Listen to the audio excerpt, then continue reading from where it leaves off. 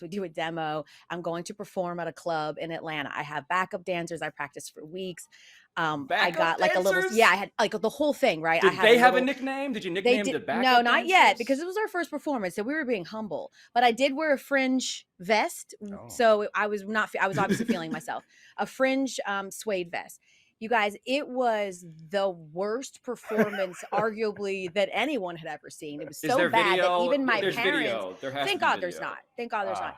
So bad that my parents couldn't even lie. Like at the end of it, they were like, it took a lot of guts to do that. That was their biggest takeaway. And so my lawyer was there and he looked at my contract with this record deal that I had not signed it yet. And he said, based on what I just saw, you this is as bad as a TLC contract and you don't have the talent that TLC does.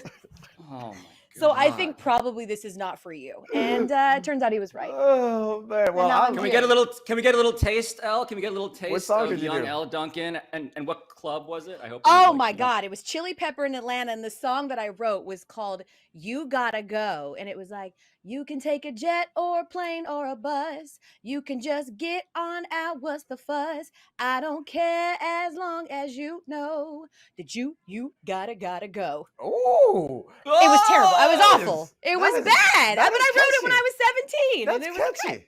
That is catchy. That was catchy. I could hear somebody doing that. I mean, you're giving me some Faith Evans vibes right now, and I like it. Oh no! Absolutely. Yeah, except for we know the talent. Wait, we're starting. The show started. Yeah. The show started. Theme song. Ooh. You gotta go. That's not a good theme song to incite viewers. So we are live, which is a horrible mistake. Welcome to Debatable. It's a live TV show that's not really a TV show, and we don't debate anything. But that is Domonique Foxworth. That's Elle Duncan, who I believe there is videotape of singing and performing. We're going to find that before the end of today's show. But how do we start today's show? Disembodied producer voice. All right, we are starting with the big story. All right. And the big story on this Monday is, did Urban Meyer need to apologize to his team for being a distraction? Thank you, Debatable God. Oh my God. So you got to tell what happened, Pablo. What is he apologizing for? Okay. So if you haven't seen this video, you know that scene in Jurassic Park where the guy's about to be eaten by the T-Rex and he's like, maybe if I don't move, they won't see me. That's how Urban Meyer apparently feels about cell phone cameras, because he's at some bar in Cincinnati where he's from. He's lost a zillion games, it feels like, even though it's like week 4. And a young lady comes, and I believe the term, guys, correct me on this, she has ground upon him. There's no room for the Holy She backed Ghost. that thing up on him. Yeah, she backed that thing up on him. Whoa. Yeah. That does not qualify as a back that thing up. That is Wait, New which Orleans, part? The back? For that the Ohio thing? bar, that all is of their it. version of Well, backing that thing up. I guess that is okay. I won't get anybody in trouble, but I will also not allow Pablo to say that young lady was backing a thing up. That's all I'm saying. That's all I'm saying. That's Allegedly. all I'm saying. Allegedly backing things up into other things. But the press conference that was just held this morning, guys, how would you describe that? Because Urban Meyer comes out and it's sad, man. Like a college coach goes to the NFL to yell at himself as if he is a college player, it feels like. We have a clip first. The people need to see it before we continue to make fun of it.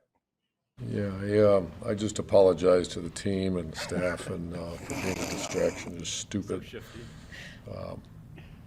So I explained everything that happened and make eye contact, brother. He looks like he's rubbing a rabbit's foot in his pocket, like some good I luck. stayed to see the grandkids, and we all went to dinner that night. Man, now restaurant. We're just gonna let that sit there, Pablo. Next to Domonique, I I think he in fact let it sit there at the time. Trying to pull me out on the dance floor, screwing around, and Man. left. Well, I've always goodness, I been can't so wait for defensive of email. them. I remember when Trevor Shout out told me to he was going to Vegas TIAA for. Bank Show. Great Sponsorship. So much free advertising right now. This is exactly what they want to be I've seen this associated with, happen. I'm sure. And, Just a man Is he just still talking? So the team. How many words do you need to say? I apologize to my team for being a distraction, but this is none of your business. I mean, that's really like we're focused on Tennessee. that. Like this is like I what we're talking apologize about. again This for is not. being a This is distraction. ridiculous. His team's terrible, and that has nothing to do with being in the bar. It's such a sad stretch for Urban Meyer. He was once a celebrated all-time great college coach who gets a big job, gets the future best quarterback in the league. And then it just all goes downhill from there. Just embarrassment upon embarrassment. He hires, I guess this was before he drafted Trevor Lawrence. He hired people that he shouldn't hire. Now he is grinding upon people he should not be grinding upon. The funniest part of this story to me is that, like, none of us care about an old man being, like, kind of gross unless he's a celebrity. But also, that particular old man is not going to be allowed to be kind of gross in bars unless he's a celebrity.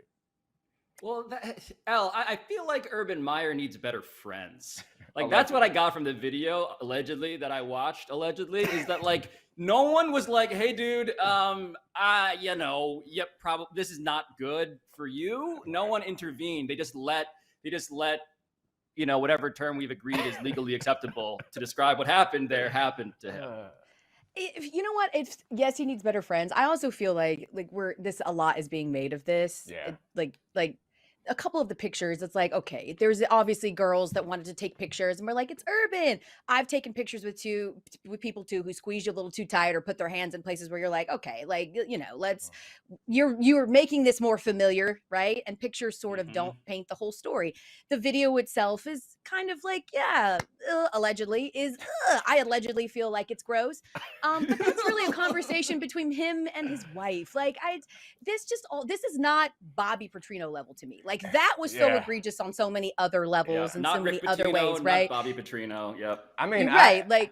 I had dinner with Pablo in New York last week, and we took a picture, and not sure I feel great about where you put your hand. Because I mean, it was on me, which I didn't appreciate in any respect. It may have only been my shoulder, but like, no, Domonique, I tried to get you onto the dance floor. That's what was happening, as Urban Meyer explained in that press conference. Oh, man. I was just trying to get you onto the dance floor. By the way, you don't want that. You don't want that. You aren't ready.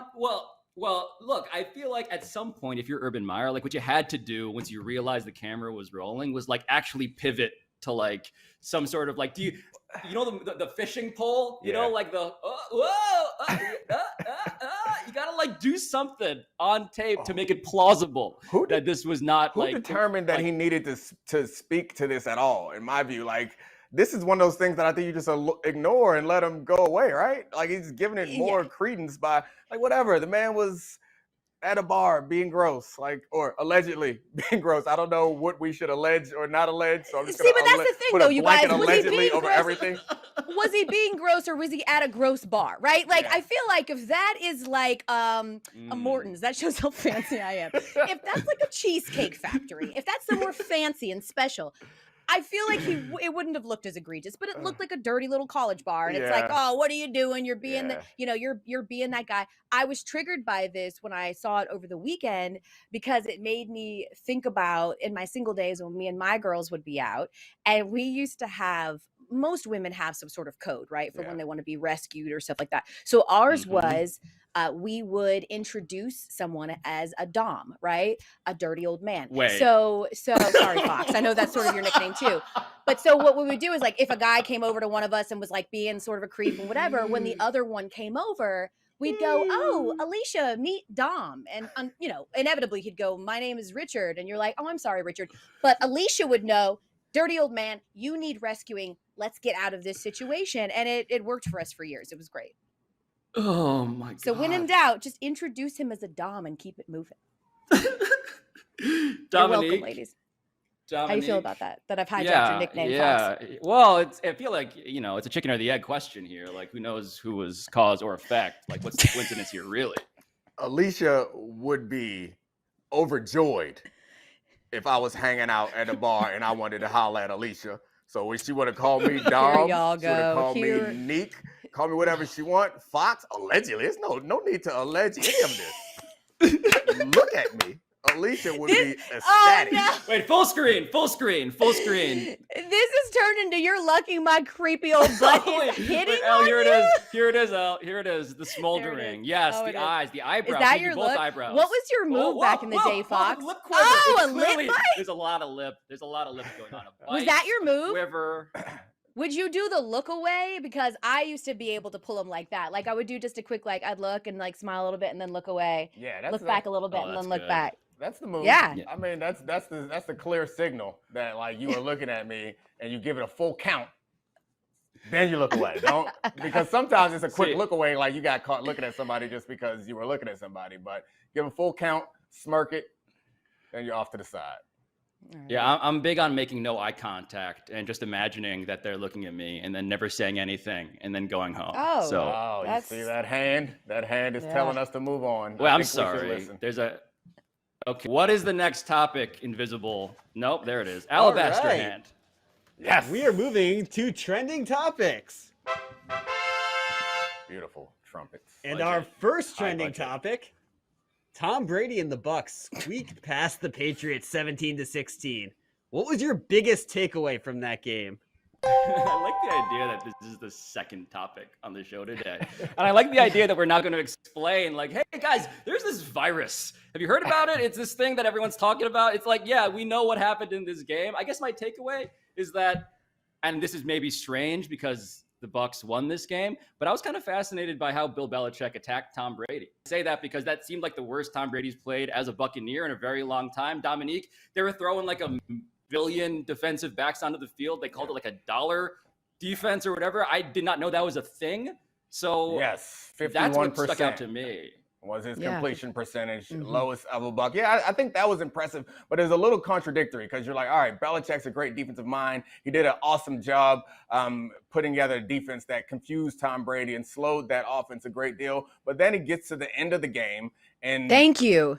Those type of situations, we expect Belichick to make the right decision. And he made the wrong call. Like, he made the wrong call there. I think it was before halftime. He made another poor decision that set up a field goal. But that last game-winning field goal, they decided to kick a 56-yard field goal with Nick Folk, who's not a deep ball kicker, in a monsoon when it's 4th and 3. And it seems like your quarterback, Mac Jones, has the game.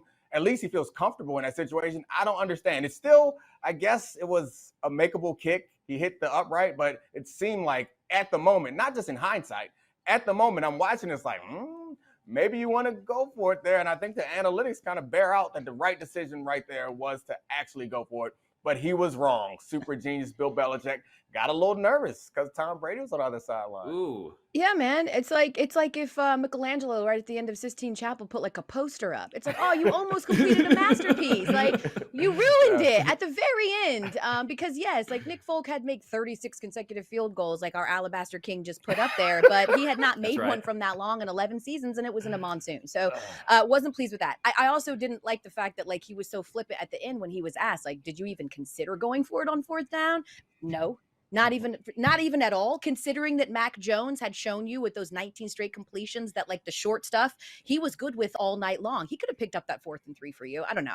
It feels like we're going to do the moral victory thing here, but he had an opportunity in the end. As far as what he did to Tom Brady, that was fantastic. 14 off-target throws. That dude was out there throwing ducks. I mean, right away, I was like, quack, quack, quack. He looks like he is really off his game. So that was pretty fantastic. I think my biggest takeaway would be, guys, like if you're a Patriots fan, you're going to be okay. You had no run game. The Bucs knew you did not have a run game. Yes, they were really hurt in their secondary, but you still were able to be in that game and at the very end, be in it enough to win it. So I would feel okay if I was the Patriots, despite what that record shows.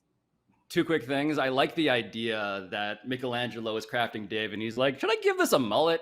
Should I give this a Steve Belichick mullet? Maybe wag that tongue out for way too long. Right. Like it's a little uncomfortable. We've spent too much time on actual game analysis. We need to discuss the hug. We need to also discuss Steve Belichick's many faces, all equally creepy. I didn't know that, like, the scariest thing in that game would not be a pass rusher, but it would be Steve Belichick watching the game and his tongue also wanting to get a better view. Like, I didn't understand what was going on in his head. So, Pablo, what do you want to talk about, Steve or the hug? I want to point out that Domonique Foxworth in the topic before this gave a clinic for Steve Belichick and how to actually give the lip bite, bedroom eyes kind of thing. Because Steve Belichick knew he was on camera, right? He's the son of Bill Belichick. He was posing. He knows. He found his light. Elle, he was posing. He was posing optimal angles. He was doing all of that. But what was the point? Does he want to come out of this where people think, oh, we need a crazy guy to lead our team? Yeah. That dude it's worked for Gruden. Yeah. It's worked for Gruden, who, let's be honest, is more famous for his faces than his results. He got it. He has at least one Super Bowl, which is is a lot. He well, I has guess Tony Steve- Dungy Super Bowl. He has That's Tony fair. Dungy Super That's Bowl, fair. but yes, he does. The toughest thing about Steve Belichick is like, all right, the faces during the game, we all make silly faces. Maybe the camera catches you at a silly time, but the decision to, and this is not year one or game one of that haircut, like the decision to continuously show up every day with that haircut. When Make your that father, decision. like, what is the more like rebellious? Like, how old are you? This is like a haircut that a 16-year-old would have if his father's like a corporate lawyer or something. He's like, I'm gonna rebel against you, Dad. Yeah. I'm gonna wear a mullet. I might even dye Yeah. my hair green. Yeah. But now you're a Yeah. grown man who's like involved in coordinating one of the better defenses in football. Get a haircut. Here's an old people reference for you. Do you remember the movie The Outsiders? Do you remember? Yes. Oh, do you yes, remember when one of like my Johnny Boy or favorite whoever had movies. to hide and he cut his hair with like a knife? That's what Stephen Yes. Belichick's hair looks like. Oh my God! By the way, The Outsiders, the cast on the Dominic, the have you seen The greatest cast. Outsiders? It's Tom Cruise, Rob Yeah. Lowe, Patrick Yeah. Swayze, C. Thomas Yeah. Howell, leave aside Soul Yeah. Man, which is Yeah. I don't know how we feel about Soul Man. Matt in retrospect, Dillon. but Soul Man's in it. Matt Dillon. Yeah, yeah. That is sounds It's- like yeah. sounds like Euphoria for like 40-year-old white women. I'm good on You know that. what it is, Fox? It's like the white people's version of Boys in the Hood. Boys in the Hood, really? Yeah, it's like a Really? gang of white boys. Yeah, it's like a gang of white boys and sort of how they survive. And They have live, cigarettes. like, They got in cigarettes their- rolled into their like sleeve because they're like badasses. You Is know? that like, what it's not badasses like do? they're like greasers and stuff. Yeah, they're you like know. against the preppers, and Yeah, of course, I don't Yep. know. I don't know what a greaser is, but it feels like we're gonna get in trouble for saying it. I don't know what that terminology Hold on, means. but I don't Alabaster. like it. Alabaster feels He's personally right. offended clearly by all of this. I guess this He's does right. feel aimless. I just want to point something out from before. Dominique was going to say something, and Elle was talking, and Dominique said, "I'm sorry," and then backed off. When do I get that treatment, Dominique? You never say I'm sorry when you're trying to interrupt me. Alabaster, what's next, man? We ain't got time for this foolishness. we don't. I love We've got it. really Hey. important football stuff to talk about. That's right. Our next trending topic. The Cardinals beat the vaunted Rams 37-20. Do we need to give both Kyler Murray and Cliff Kingsbury their flowers? So the Cliff Kingsbury flower giving process, we already compare him to Ryan Gosling, which is like throwing him the bouquet every Sunday at a very expensive wedding. He's not Ryan Gosling. Can we just say that for the record? He is nowhere near as handsome as No, he's not. See, Yeah. come on, There America. are No, knows what handsomer we're coaches doing in the here. league than him, by the way. He's not even. Yes. Like who, Fox? He Who's might more be top handsomer? half. I mean, McVay's handsomer. Shanahan. No, LaFleur. no. I Sean mean, McVay is not more Sa- handsome. No, Saleh, he's not. handsomer. He's not. Salah. Okay, I'll give you that. Yeah, I will what give else you we got? LaFleur. Very handsome. Tomlin, Yeah. Tomlin before he cut all his hair off. had him Tomlin beat. handsome. But Tomlin I handsome. like the Nice hairline dimples. Tomlin. I don't like the bald head Tomlin. I'm just saying. Who else is handsomer? I mean, Andy Reid's killing him. That stash, Yes. so cute. Oh, yep. You wild. Kyle Wilford- Shanahan looks Wilford like the Brimley Bizarro Kinks. version of Matt LaFleur. Matt like LaFleur, the also diet handsomer. version. Yeah, he's Mike very Vrabel. Vrabel. saying. Mike Vrabel's got a rugged, handsome thing going. Like Cliff Kingsbury, middle of the pack, NFL handsome. I coach. agree. I agree. So I here's what's agree. infuriating to me, though, guys, when it comes to Cliff Kingsbury, because the Cardinals look fantastic. Kyler Murray is probably Ooh, the leading fried MVP calamari? candidate, right? Kyler Murray, he's not I getting like fried, that. right? He's frying everybody He else. fried the Rams. Oh, did we Yeah, just come up with a exactly. great nickname for him? 'Cause it's Calamari. Fried calamari? I love it because I he's just out there stumbled into frying that. y'all. That is Thank incredible. you. You're such a genius. Fox, that's a good teammate who doesn't flame you for messing up. He turns it into something wonderful. I mean, I've been working with Pablo for a long time. It's a skill you must develop. Because How he's dare gonna you. throw, he's gonna So- throw some chicken out there, and you got to make some salad out of it. and this is gonna happen. So you want to feel good about the Cardinals, and you want to give them their flowers, and I'll definitely give them to Kyler. But then right when you want to say, okay, Cardinals, Cliff Kingsbury goes up there post game and he compares himself to Ted Lasso. Who does that? That's where you're just like, Cliff, shut up. So He's I'm a lot like Ted Lasso in many ways. Ted Lasso is a perfect human being. Okay, he is the best Agreed. among us. You don't compare yourself to him. That's egomaniacal, and it bothers me that it's either Ryan Gosling or Same. now the sanctified and beloved Ted Lasso. You're Ted Lasso? How? Ted Lasso is a Yep. very flawed individual, by the way. I love him too, but let's not say he's perfect. But it's a But contradiction. that's why he's perfect. It's a Because he contradiction is flawed. to say I am like Ted Lasso. Because Ted Lasso would never, ever pick someone else who is revered and loved and said, think of me like this guy. Like, that's not the Ted Lasso move. Like, you are essentially saying, you know, like, you're trying to get people to believe you're Ted Lasso by doing something so un-Lasso-like. And maybe it's a lot of fun in that locker room. And maybe, I mean, I guess the big takeaway for me for Ted Lasso is like, it's more about the player's development personally than it is about the results on the field. Correct. It's called fiction. That don't work in real life. That's how you get fired. Don't say I'm like Ted Lasso, because then you're going to be unemployed. Ted Lasso was a football coach, but he ended up going all the way to another continent to coach another sport because he was making his wife that unhappy. So I guess maybe it's good that Cliff Kingsbury is not married. He's single. Maybe he won't end up coaching a lower level English soccer. Okay, and we're getting close to spoiler alert territory because I have not watched the penultimate episode. There are 2 episodes left in Ted Lasso. You didn't have Hold to say on. penultimate. You just had to say the last episode. Well, second to last, penultimate. But look, Kyler $10 Murray words. in the last 3 games, in the penultimate game as well as the last game and the game before the penultimate game, which is a word that I don't know how to say that. But the point is, Domonique, when I watch him, it's like I can't do this in video games. Right. Like video games don't have the sort of tactile, very fine motor function ability to do what he does in real life. Like it's crazy. The things that he does in real life are when the video game glitches. It's like, Yes. it's like, oh no, You that spaz wasn't supposed out. to happen. That was like a faulty animation. But the tough thing about Kyler Murray giving both of them flowers, it feels a lot like the Chicago situation, where we have to pick one, either the coach or the quarterback to blame from last week. In this situation, it feels like we also have to pick one to credit because Kyler Murray, so much of his success is out of structure. And so much of what he does, he converted that 3rd and 16 because he gave a hezzy that put the entire stadium to sleep. Then he's rolling left and throwing back across his body right. And it seems like all the stuff that's within the system, short, intermediate passes, it seems like stuff that, fair enough, Cliff makes it easy for him there. But the stuff that makes them special, the reason why they are probably the best team in the NFC right now is because Kyler is freakishly talented and very small.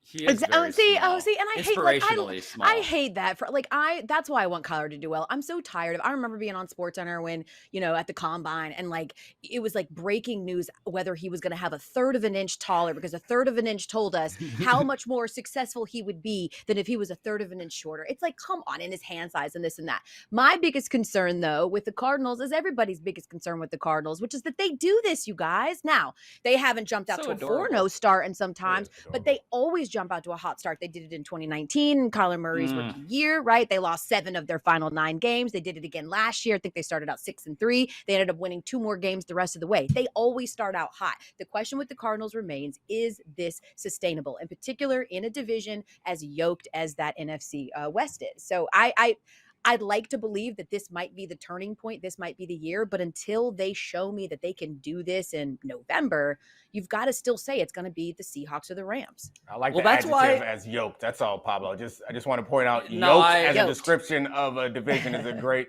description. Sorry, Pablo.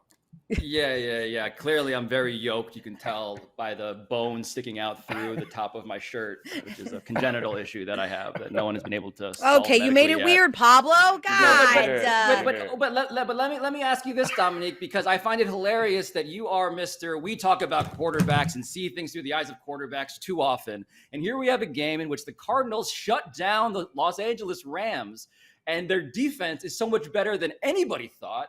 And yet we haven't even talked about that defense yet. Do you think that defense is actually for real at this point? I mean, for real. What do you mean by for real? Like the Rams. I really lapsed into some sports talk cliches there. I'm sorry. Are they for real? Yeah, I mean the Cardinals. Are they fictional, non-fictional? the thing about the NFL is they've changed the rules to the point where offense matters a lot more than defense. So how real your defense is, like you see with the Cowboys, their defense is like middle of the pack to like upper half of the league, and this team seems like unbeatable. I feel the same way about the Cardinals. It's like they will pop up and have a great game here or there, but like they don't have a dominating defense, which you don't need to have, honestly. Like, you need to have a defense that you can trust and an offense that can go off. And I think they have both of those things. And it didn't feel like in watching that game, and maybe I need to go back and check all the stats, but in watching that game, it felt more like the Cardinals offense couldn't really be stopped. And that put the Rams offense in a tough situation because it didn't seem like, when I'm watching, it seemed like the Rams were able to run early in the game, and then they had to force them to be one-dimensional. Stafford tried this cross-body deep ball that got picked off by Murphy, which is his third pick in 2 weeks. He's outstanding. I think that they are opportunistic. They're very athletic. They're flexible as far as the positions they can play, from Simmons to Buda Baker, just a bunch of really talented guys on that defense that can turn into something special on occasion, but have a very high floor, which I think makes you feel comfortable and confident in them going forward. Can I close this topic with this request? If we are going to finally really and truly respect the Cardinals, I say Google needs to do it first. Because if you Google Cardinals, St. Louis comes up each and every time. It's as if Arizona doesn't even exist. I'm just saying. So until Google gets on board with the flowers, how can we? I think it might just be like your own Google, because I have to believe that Google it. Try it. Who don't just look? just okay, type in. I got it. Just All type right. in. All Just right, type in hold on, Cardinals, hold and on. St. Louis is going to come up. Okay. Just I Cardinals don't and go. Cardinals and go. Wow. St. Louis. Yep. See? Yep. No Yep. respect. Yep. Yep. Put some Somehow I respect on still Nope. got a video of St. Urban Louis. Meyer You're grinding, right. but above that is definitely the St. Louis Cardinals. That's All right, disappointing. it is. Next topic.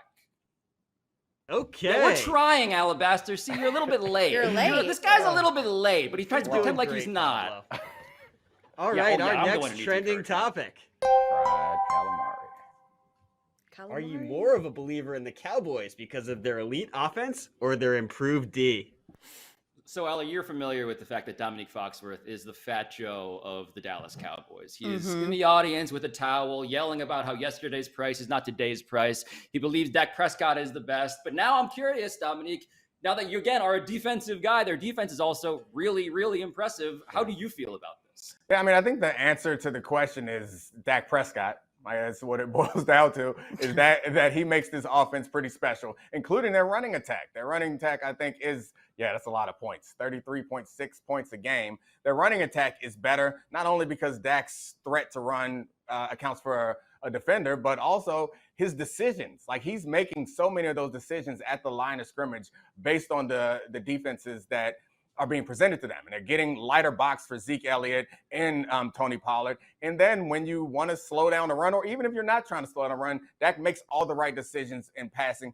Well, not all the right decisions, but most of the right decisions in passing, which takes the pressure off of the defense. And the young playmakers they have on defense are doing an incredible job.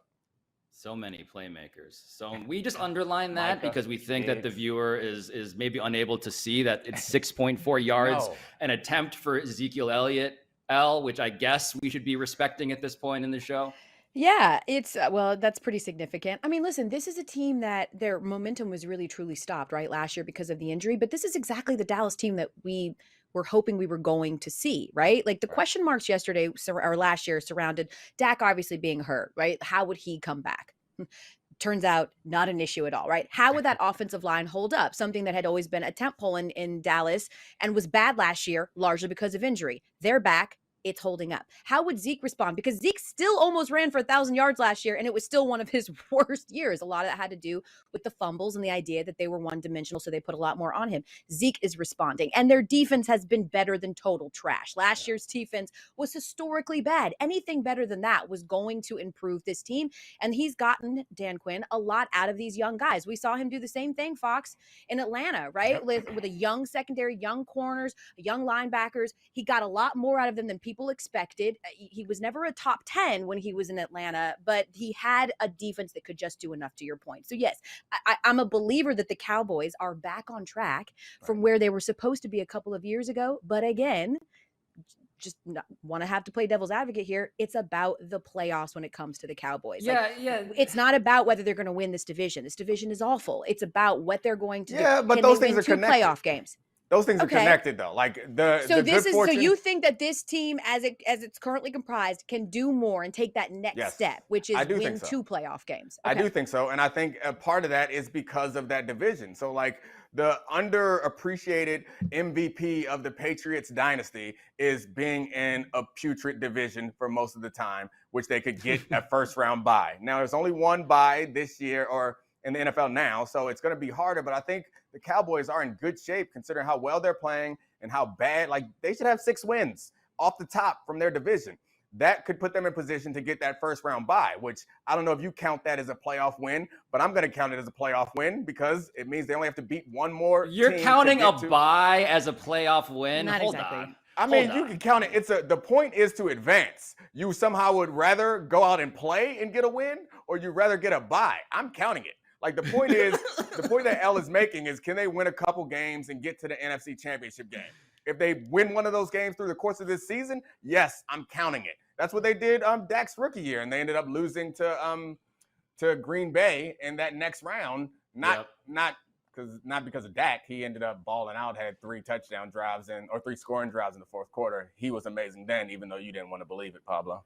Well, I just like the idea that we're now going to count buys as wins. I feel like we got to reassess the history books. We got to do all of that. Well, Domonique, because the game literally didn't happen. That's the argument against why it would be. But the idea that you want to inflate your own statistics does feel like a thing that you, Domonique Foxworth, would enjoy doing. I think it makes sense. Either way, we don't have to count it as a win, but it's getting a step closer. Look, now this, let me just show you. This is what happens when you nickname someone the Alabaster King, and he has free reign over this show. Fox, our producer Charlie, with the pettiest post of the day. Our boy Trevon Diggs has 5 interceptions through 4 games, and Fox only had 4 in an entire season. Yeah. Well, how many times was that? So, once. What do you want me to say? Trevon Diggs is better than me? Like, this is some incredible dunk? We knew that. He was drafted in the first round. I was drafted in the third. Like, he is playing. I'm sitting in a square across from Pablo. Like, what? This is not some big breakthrough.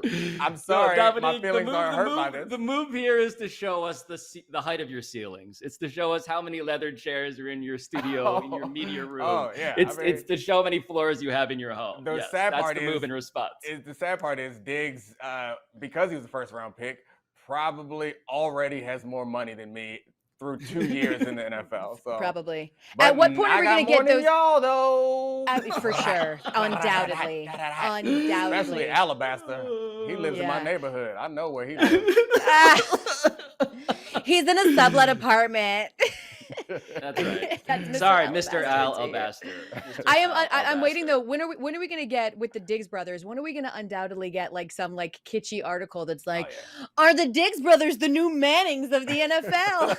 That's a good idea. I need to get on that. Right? I need to get on that. But well, we love to compare brothers. Yeah, but Stephon Diggs would be an amazing and almost as dangerous as what we're doing, a dangerous live television voice. Oh yes. yeah. He's a Terp. I love him. Don't you disrespect him. He's the best receiver in football. He made Josh Allen into an MVP candidate. Thank you, Alabaster King. As soon as the Maryland talk happens, it's time to go. We've got to. Let's move on. Oh God, all right. Maryland. Let's go. Last trending topic. What did you learn about the crop of rookie QBs this weekend?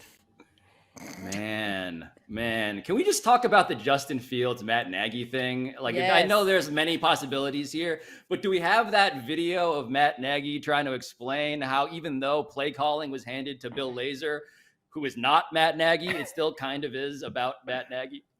And we have to lay out conversations and solutions you had this week. Yeah. Did you end up delegating some of the play calling responsibilities? Yeah, again, the offense in general, we get together on Monday as a staff, Monday, Tuesday, Wednesday, Thursday, Friday. We go through everything together. Ultimately, it goes through me, right? Everything that we do, regardless of anything else, who's calling this, who's calling that, it goes through me. And with all due respect, I understand the questions, but that's what it is, and that's what it's going to be the rest of the year is just knowing that whatever happens, it goes through me, and we've done it together. It's me. It goes through me. I did it.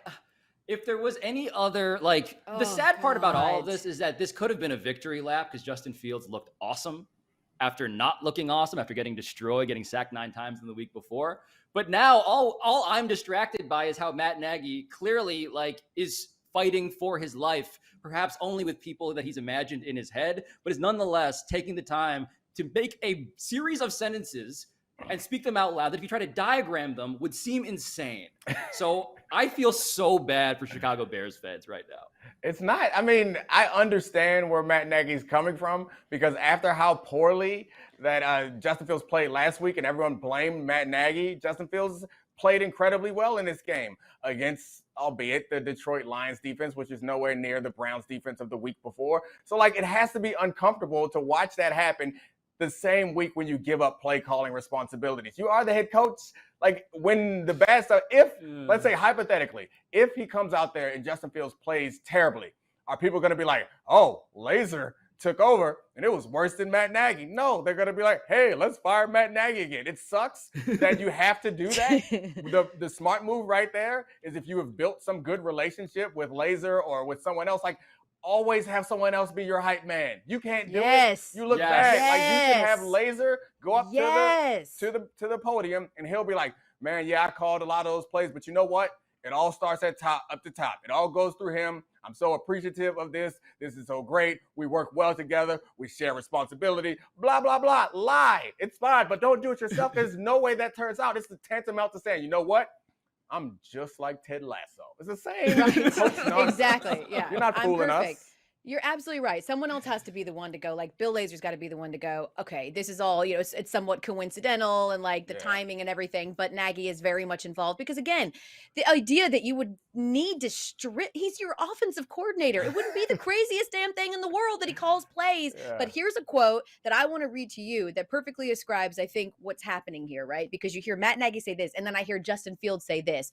Bill, that I'm referring to, of course, here is Bill Lazor. He says, Bill, he's up in the box, so his voice is always calm. That's the one thing I like. Coach Nagy, it's hard for him to be calm if he has focus on the defense, focus on special team. Bill's voice is calm. He's up there in the box, seeing the field well, and he did a great job calling plays today.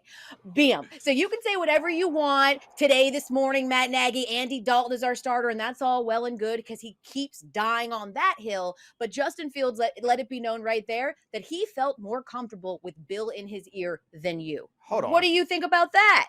He said that Andy Dalton started this morning. That happened? Yes. He said if Andy Dalton is healthy, he's our starter. Right, Alabaster King? Put the slide back up.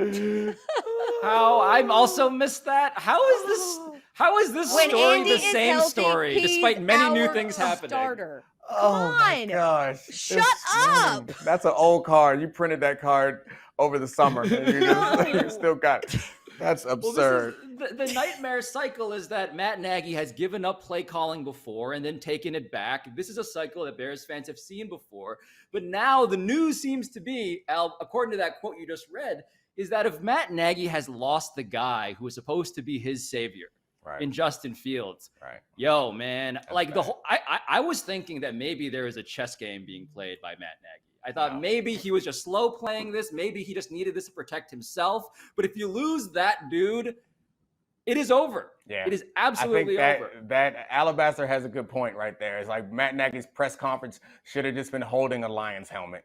When you ask all these questions, like, yes. Come on. And like, also, they got David Montgomery going. Imagine that if you get your running game going, then and that's going to be the biggest issue for the Bears is like David Montgomery this was the David Montgomery game, not the Justin Fields game. He will get the credit. Obviously, it was his first win. And after last week, he deserves it. This was about David Montgomery, and the idea that he could be hurt for a significant amount of time is pretty devastating for that Bears team. Fields made some incredible passes that are worth getting excited for, that could make you think that the future is bright going forward. But I want to revisit the psychology of Matt Nagy. Like, people were saying that, and it was just ridiculous for people to say that he was potentially throwing the game last week to make sure that he looked like he was right inside job about Justin Fields. But what does he really want in his heart of hearts? I'm sure that he's going to work as hard as he can to do whatever he can for the team to succeed. But if they have success, or they fail when he is calling plays with Justin Fields, they have success when he is not, what does he want to happen next week? Because if Justin Fields rides out the rest of the season and balls out, they're not going to leave this season thinking, man, we can't let Matt Nagy go. They're going to be like, hey, let's promote Bill Lazor or do what the Cowboys did and keep Kellen Moore on by hiring somebody over top of him to be the head coach. So I just want to know, Pablo, you being the most selfish person on this panel, I want to know if you tell me what it must feel like, what he really wants in this moment. Yeah, I mean, what I had imagined that he wanted is the ability to have plausible deniability about things going wrong not being his fault. My whole theory with him was that the reason he didn't start Justin Fields to begin with was because he needed to wait for a moment at which he would not be blamed for anything bad that would happen to Justin Fields. In my cynical, evil mind, I already divorced the idea that Matt Nagy wanted to actually develop Justin Fields. Forget that. It's all about just how to keep his job for longer. Right. And so the issue now is like, if you're going to say that Andy Dalton might be the starter if he's healthy next week, like, is this just trying to keep this news cycle going? Because if it keeps on going, then maybe we won't get to the next phase of this. Like, we're still going to be arguing the same things for so long that it will like kick the can of firing him down the road. Maybe. I mean, maybe I was projecting something. Maybe I'm the most selfish person on the panel because all I can think about is like next week's game. Maybe I want Andy Dalton to start and throw for 400 yards and 5 touchdowns, and I don't care what the outcome is. But if I'm Matt Nagy, that's like, what do you actually want to happen going forward the season? Because it feels like there's no good options. Like, you lose a bunch of games, people think you got to go. You win a bunch of games, they think it's not because of you. You still got to go. I don't know. Maybe I'm more selfish than you, Pablo, because you still went to the place of team success where I'm thinking, nah, this team can burn as long as we leave here, everyone thinking that I'm a smart man. Like, that's what Nagy must be thinking. Set the world on fire.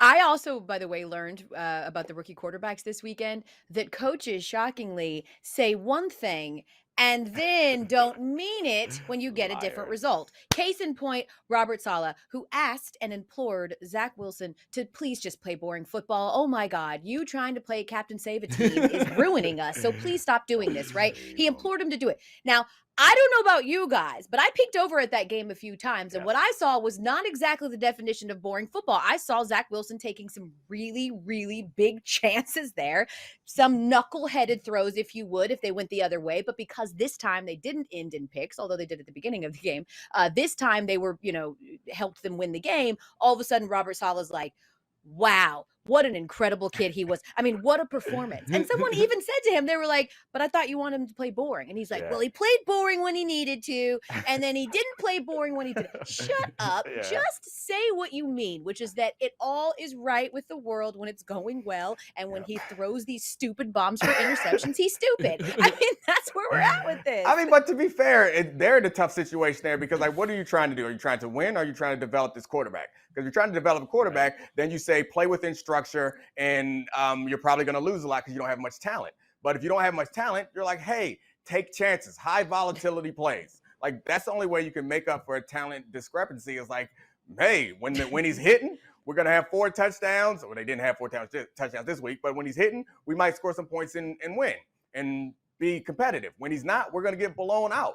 But I don't know if that's what's best for his development. Since Robert Saleh's in his first year, he might want to ride with that first one. It's like, let's develop some good habits and get smashed, and maybe we'll be ready when we get some talent, get a little more talent around us in the next couple seasons. You know, it's a high volatility play. Wearing a bandana. I love the bandana. Zach Wilson coming out with a bandana is such a move that only works if you do the things, Elle, like those throws that sometimes pay off, because otherwise you just look like a guy who's trying to teach kids karate and you don't know karate. Maybe that's the first step. If Robert Saleh wants him to be more conservative, no more bandanas. Like, we can't go out there with a bandana because it gets in your bloodstream through your scalp and you just start playing bandana ball. Like, we don't need bandana now ball. All I can imagine is the karate dude from Napoleon Dynamite. You think people make fun of me because I go home to Starlit Night? Oh, man. What's that? Uncle somebody. Uncle Rico. Uncle Rico, that's right. Not How Uncle much Ruckus. you want to bet I can throw a football over the mountains? Yeah, Yes. Uncle Ruckus is a whole nother guy. Did we touch on all the rookie quarterbacks? I mean, they have one in Houston, Trey Lance. You guys doesn't think matter. Trey Lance is gonna? Did Trey Lance? Jimmy Garoppolo, for those that don't know, goes down right in the third quarter. Trey Lance An actual comes in, handsome person, for the record. Actual You've handsome thrown shade person. to lots of fake handsome people. Jimmy Garoppolo, a real handsome person. Trey Lance is pretty handsome. He's handsome too. He is. Yeah, he's very handsome. Kyle Shanahan said afterwards, it looked like a typical first game. That's why he's the number 2 quarterback. It was up and down. It was a little bit uneven, and the Seahawks ended up winning. Jimmy says, hopefully I'm out only 2 weeks. So let's just assume when he comes back, Trey Lance has sort of showed what he showed the last few weeks. Would you guys ride with him the rest of the way? I mean, I think that Jimmy was trying to give the job away, honestly, before he got hurt. Like, Okay, wait. So Domonique was just accusing people of going false flag operation with Matt Nagy throwing games, but now he's doing the same Alex Jonesian move with Jimmy Garoppolo. For the record, it's called hyperbole. Obviously, he's not trying to give the job away. The point was, I'm sorry, let's do this the proper way. Let's make this a more boring show for you, Pablo. Yeah. Okay. Yeah. I think Jimmy Garoppolo was playing quite poorly already, so Trey Lance was probably in the front of Kyle Shanahan's mind. There you go. How's that? Is that better, Pablo? I like this voice, the serious sports studio TV show voice. I'm not good at It was trending in the wrong direction Yes, for yes. Jimmy G for I'm a while sorry, now. Pablo. Are they for That's real? right. Is really what you want me to ask. You cliche monster. Yes. Trey Lance. Do is you for real. Trey in Trey Lance? Yes, I believe in him. Did Trey He's Lance for win real. this game or lose it? He did not lose it, but he certainly didn't win it. So he tied it. Trey Lance tied this game. I think the point, Kyle Shanahan also made the point that the game plan was not designed for him, which, unlike Matt Nagy, I think we all trust Kyle Shanahan, the game planner and play designer, offensive mind, to actually put together something that could really bolster his quarterback's ability, because you saw him do it with all the injuries that Garoppolo has had. They brought in a bunch of Mullins and no-name quarterbacks that they're putting together some respectable runs offensively with those guys. So I think we should expect that Jimmy Garoppolo, no matter how handsome he is, I don't think he's going to get this job back. Yeah, I think you're probably right. I also think that, like, the idea of selling hope at this point, I mean, the Jimmy G experience, like, I tried to ride with him for a while. I tried to talk about how his floor is low. And anytime you say the phrase his floor is high, but his ceiling is low. Anytime you talk about how anytime you talk about how someone is actually, like, the worst case scenario isn't that bad, you know, the worst case scenario is probably pretty bad. So I think Trey Lance is probably going to be the guy. What about Jalen Hurts? Like, we've decided that he's also a rookie quarterback. Have you heard this? This is something that the football community has decided. This? Well, Yeah, because much like counting buys as wins, I don't understand. He's only had 8 starts. So the point is, he is still early in his development. So we should be. I think that the point for Jalen Hurts is a lot of people feel like he's not getting a fair shake. He was a second-round draft pick, and we've already, before this season, and I'm guilty of it also, we've already decided that the Eagles are in rebuild mode. Jalen Hurts is a placeholder until they can get a real quarterback. But he's actually been playing pretty well, especially if you look at him compared to the rest of the rookie quarterbacks, which may not be fair. He's had a full NFL offseason or whatever, but, like, he does look good compared to those guys. Alabaster coming in with the answer is media yes. critique. Once I start talking about not rookies, then we have to get off once the you rookie try to topic. expand the definition of what a rookie is. So you start talking about the Eagles. It was like, oh, we're going to have to wrap. All right, what is Alabaster? Alabaster, you have strong opinions. What do you think should be next? All right, it's time to play a game. Do I like games? And our first game is Whodunnit. We give you a quote, you tell us who done it. All right, wow. Foreboding. All right. First What's the quote today. I'm a believer in the process. Results are the most deceiving thing in mankind. And your choices are A, Pablo's beloved Joel Embiid, B, also Pablo's beloved Sam Hinkie, C, Joe Judge, or D, Dan Campbell. All right, So, well, fun fact. Pablo, like, I feel like we need to defer to you because you are the creator of the terminology, the process. So that's you, Yeah, right? that's right. That's right. I am the priest of the process. I'm the guy who loosed this phrase, this idiom upon the world. It's a fun fact that Sam Hinkie never actually, like, said this phrase to me. So I'm going to say that it's not Sam Hinkie. Also, I would have known about it, and I would have known about it long before this game had ever come to be. Joel Embiid, he's saying so many things that I do not approve of, but it could be him, honestly. Dan Campbell, Elle, like, I don't think the guy with the whole kneecap cannibalism deal talks about. If it was a Dan process. Campbell quote, there would be some stupid ass metaphor analogy. So It'd be a lot more violent too. Like, this sounds like a thinking man's quote, or at least a wannabe thinking man's quote. Yes, And I'm Dan a believer Campbell- in stomach bile. Dan I'm a believer Campbell in the ability would never of want the to be acid confused. inside your body. He would never want As to a be thinking confused man. for a thinking man. Like, he would be offended. Yeah. He'd be like, "Hey, Dan Campbell, You're a real thinking man, huh? Damn. I feel like fighting didn't words. Joe Judge try to trot out some analogy about results and Bill Gates last Yeah. week? I feel Oh, like yeah. this is a Joe Judge special. All right. All right. Joe Judge, we we got? decided it. I'm a believer in the process. Yep. I'm a believer in the process. Oh, I'm a believer in not looking at the result and thinking that justifies what you do. I'm a believer in coming back to work every week and knowing what it takes to be successful and sticking to that plan and not abandoning it because maybe you didn't get the result. Sometimes you go back to the process and did we complete the process correctly to put us in position for results? Results are the most, deceiving thing in mankind. If you keep focused with what's away from you and forget about the steps you have to complete on the way there, you'll never get to where you really want to be.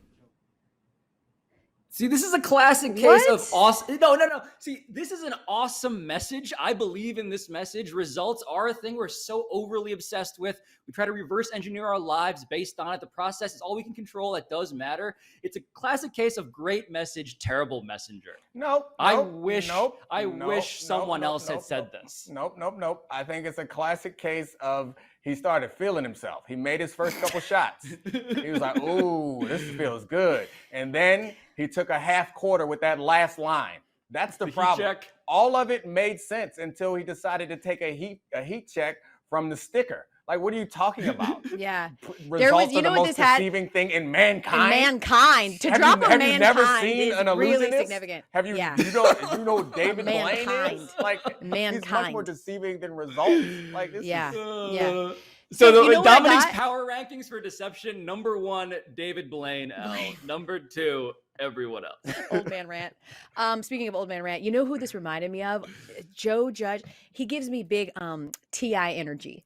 So right, like yes. T.I. will start out like making somewhat of a point, and then like his thesaurus knowledge like starts kicking in, and then someone tweeted the other day that Cam Newton dresses how T.I. speaks, and I was like, yes. I was like, yes, like you just like okay, Pablo, give me a topic. I'm gonna TI it. Give me a topic, and I'm gonna like show you how TI would respond. Give me any topic. Any topic. All right. Yeah, Elle, how is the weather today? That depends on your frame of mind. Are you the kind of person whose perspectiveness offers an array of availability to the proselytizing of the rain? Or are you the kind of person that says, I'll create my own weather? The kind of person who intimates what's important and therefore releases into the energy of the atmosphere the idea of what the weather could be. I control the weather, baby. That's what I do. I control it. ATL, shouty. ATL, That was- stand up. Gotta admit. Bank gotta admit, hit. That was perfect. Gotta admit, underneath all of that felt like a subtweet at me. So next topic. All right, we got one more. I heard that Whodunnit. laughter, producers in the background, that hurt. I heard the laughter through that mic. That hurt a little bit too much. Please continue. Our next Whodunnit. I want some sacks. I want to see our friggin' linebackers pummel the Bucs and punish Tom Brady. And your choices are A, Bill Belichick, B, Matt Patricia, C, Matt Judon, or D, Schwartzy. Oh, yeah.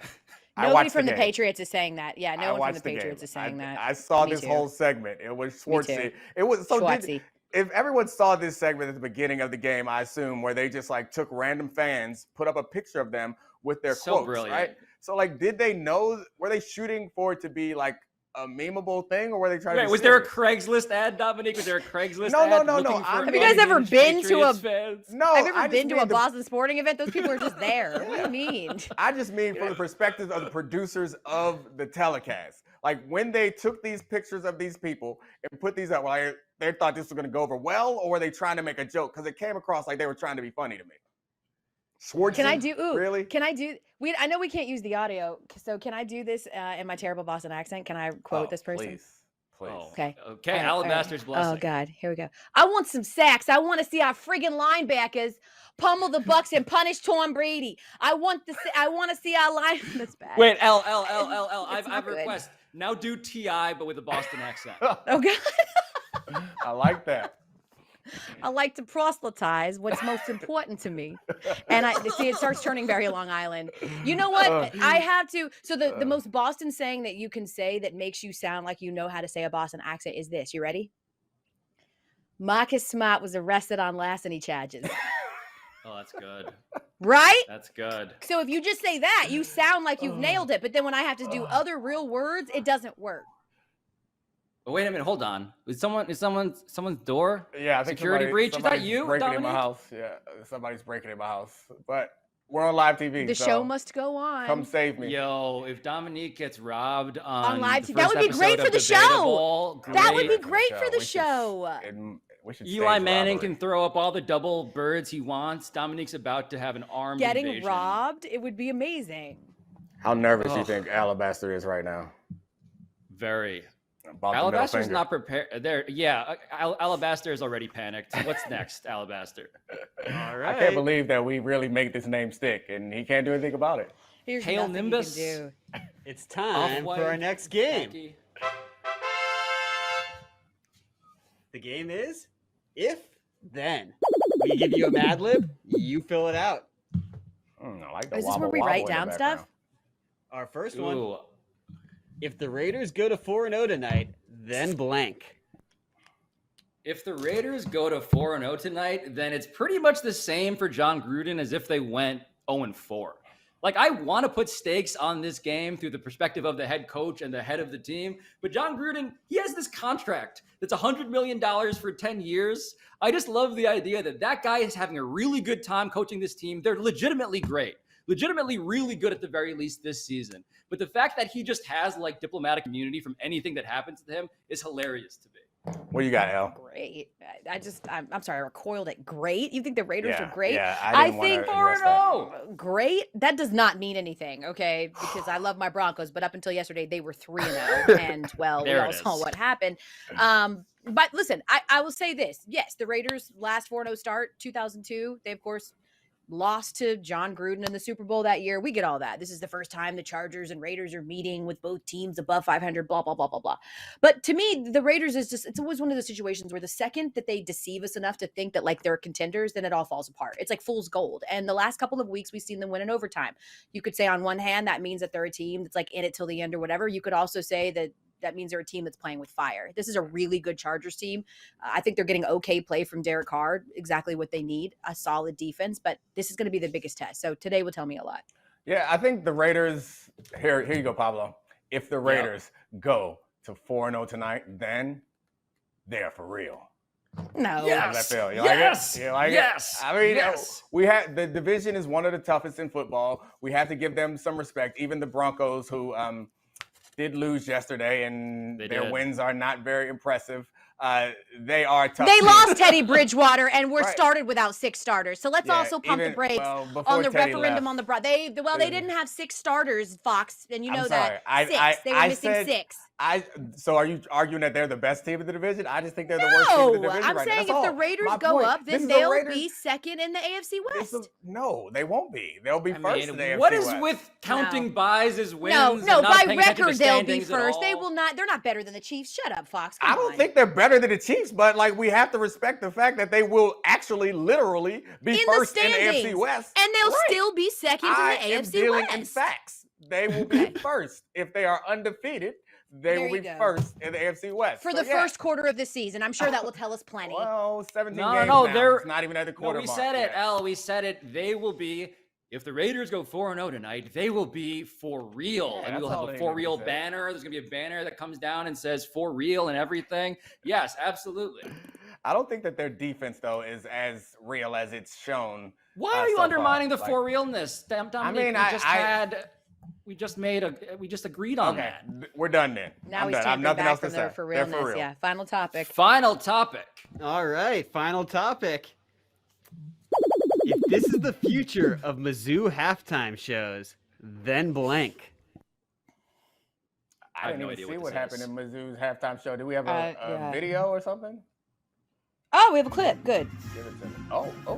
Oh, it's the Boston Dynamic robot. Oh no. Yeah. Oh no. This You is know so the wild sad. part? You know the wild part? He's the most on beat. Look. No. Oh, he's the most on beat. Oh. Are they doing the running man? Oh. Oh, wait. You bailed at the running man. Whoa. That was impressive. That was Whoa. impressive. A running dog, I think. So, I mean, Whoa. I think if this Hold is the on. future of Mizzou halftime shows, then all teams should just pay HBCUs to come and do their halftime show. Like, Thank we're already you. at that point. Thank you. We already do this for you. Well past that point, yes. Yeah, we don't try to reinvent the wheel. Like, someone's already figured out how to make a good halftime show. Just ask them to come. I'm sure they'll come and perform at halftime. We played Howard here at University of Maryland. Their halftime performance, we actually pulled a trick. So 2 years ago, we played Howard. They came in. We both our bands performed at halftime. Their band was much better than our band. This year, guess what we did? We joined bands and brought out a go-go band. So we had a united halftime performance. Genius. To hide how bad your band was? Our band is good. It's just not needed HBCU ringers. good. Elle needed to it's lacking a little soul, if you know what I mean. They played September last year, and it was. And it's all top notes. It was so it felt like October because Howard is in DC. It is very close, so there's like a lot of Howard alum and fans and students there. And then our band played September, and I got on my Maryland shirt, and I'm just ashamed looking around. Like, I'm sorry, guys. Of course you were. They're they like, didn't this your ask king? me. They This didn't your ask king? me. Wait, This your king? on that note, if this is the future of Mizzou halftime shows, then Urban Meyer has a future at Mizzou halftime shows. Okay. The clock is ticking. We only have a few minutes left to get fired, guys. Can you imagine? Do we make it? Do we know what music was playing when that girl was doing her thing? Don't say it. I'm just saying when she was dancing. Do we know what the music was? There was no thing. Yeah. I feel like instinctively my body, when it hears juvenile, automatically just assumes It wasn't the position. juvenile. It's no chance. You don't they think were so? They were in some bar in exactly. Those Those are the Kids number Bop one Juvenile? Those are the number one purveyors of hip hop. That's fair. You know they like hip hop. You're right, but they're gonna play some. They're gonna play some more modern hip hop. I feel like they're not.